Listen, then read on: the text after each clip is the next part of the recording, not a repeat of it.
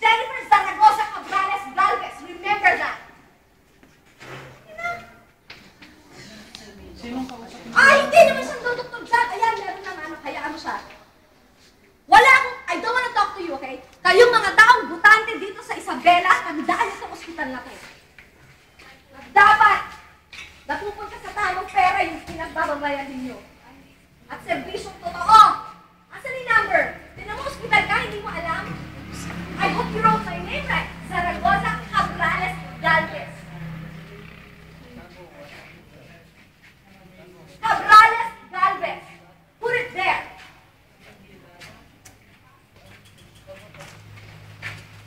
Ayan.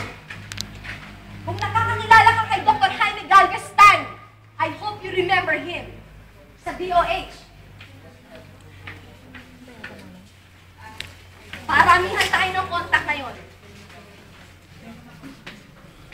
We sent 2 people in motorcycle.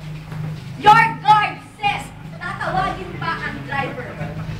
Sino ba ang guard mo? Hanapin mo. Nag-isa lang ang guard mo, di ba? O hanapin mo dyan. You do the investigation this time. Ang tagal naman ng number, Dr. Guy, hindi mo alam, ikaw in charge ng hospital? Wow! Ikaw in charge ng ER. Alam niya ang number. Ma'am, sorry po, ma'am. Kasi yung... I don't want your apology. Don't talk to him, talk to him. Nagmamadali talaga kasi na-aksidente, nagmamagandang loob lang kami. Tumigil ka na.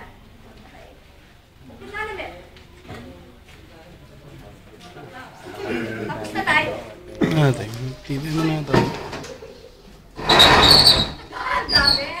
In charge na hindi alam ang number. Gosh. Nagtibay mo na tayo.